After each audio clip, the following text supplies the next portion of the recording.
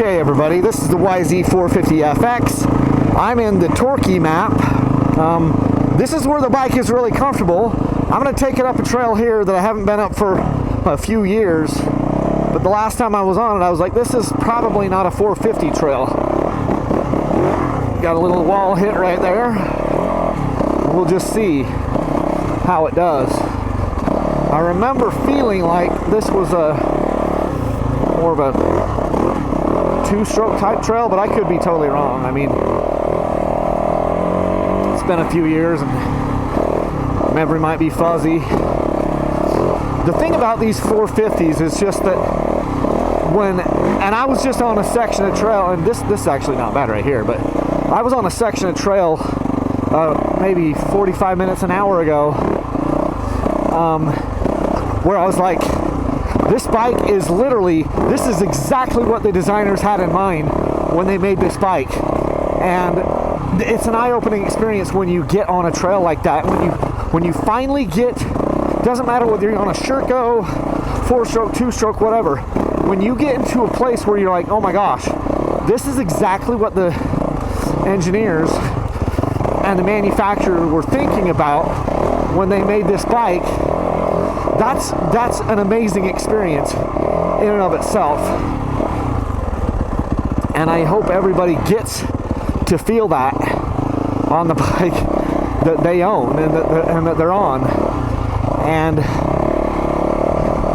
because it changes the way that you look at the machine. And even though I knew this bike, I had an intellectual understanding of where this bike is supposed to be comfortable, I hadn't yet had it in that situation.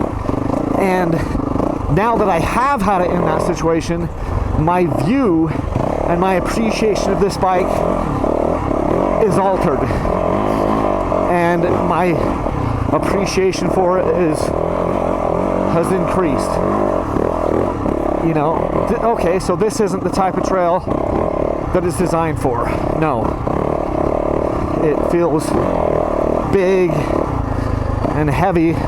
It doesn't feel horrible yet on this trail because it's not that technical, but it does. Man, my finger from covering the clutch is getting tired. I'm having to put sometimes my ring finger up in there. See, this is where it's rocky like that is not fun. The bike is so lurchy and has so much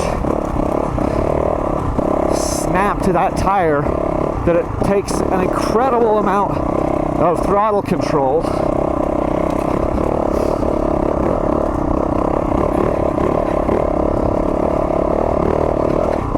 And it tires your wrists just trying to stabilize, especially my throttle hand. It tires my throttle hand quite a bit, just trying to keep control of the throttle.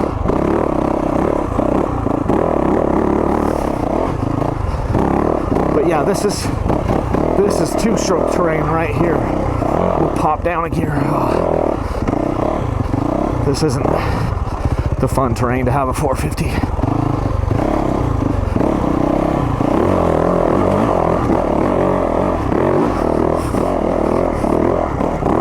The whole time I'm just covering that clutch like crazy. My fingers tired.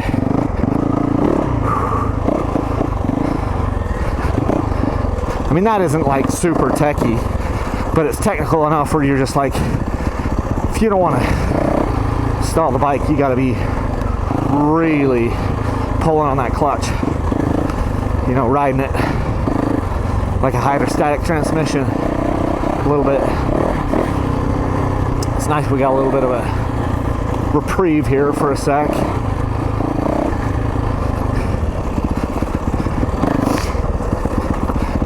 But see how we're just, even though in this it's not like super technical right here, but it's just, you're changing direction a lot.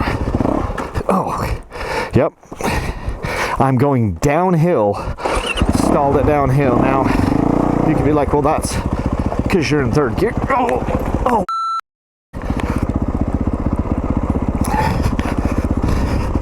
Pop my knee.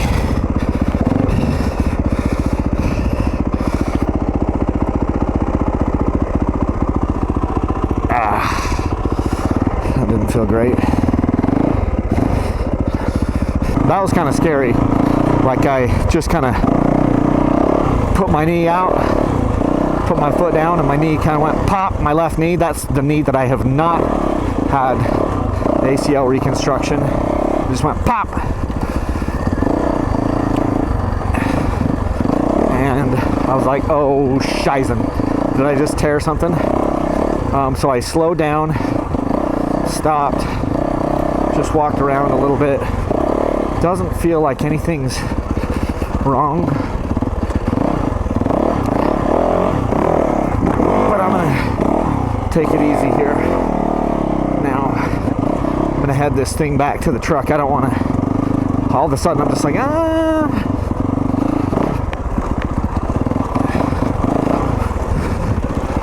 don't want to chance anything else.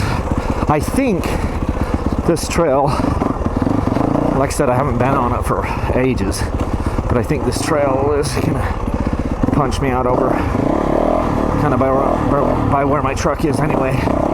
And I've got over 4 hours, a 4-hour drive home.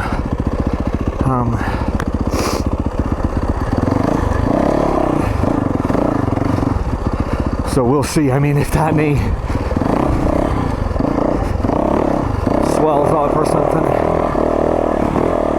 or gets really stiff on the way home, we'll know something's wrong. I kind of felt like I dodged a little bit of a bullet there because my knee popped. I felt it pop as soon as I kind of put it out. I think my knee was like locked. It's so hard to not do that, but I think my knee was locked out and I just poked it out into the hill, and it just pop. And what I really think happened was a minor sprain of either the MCL or LCL on that left knee. So those are the ones on the outside of your knee. I'm not like super... I'm not a doctor or anything, but the ACL is the one inside the knee. It doesn't get a lot of blood, and so that one's harder. The reason why I knew I wasn't in like a big amount of trouble is I still had control of my foot. When I tore my ACL years ago in 2018, I couldn't even control my foot as far as to use the gas pedal. Like I couldn't move from the gas to the brake, and so when I drove myself home that day, I had to use the gas and brake with my left foot. On this one, I had complete control of everything, and I knew that the next day there was a little bit of swelling. I could tell there was a little bit of fluid in my knee for a couple of days after this, but I always had full control of it, and I always felt like it was stable and everything, so I just took it easy for about a week.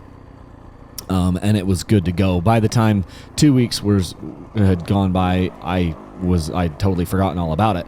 But for a minute there, I was just a little bit worried because, ACL reconstruction was not fun. And I'm sure that I'll probably pop the ACL on my left knee at some point. Like after my surgery, my reconstructed knee is better / stronger than my other side. I can tell that. I felt that for quite a while. So anyway, I was glad that I didn't actually tear anything that needed surgery. So those ones on the outside, the ligaments on the outside, LCL or MCL, they, I believe, can kind of even if they have a partial tear, they can kind of repair themselves.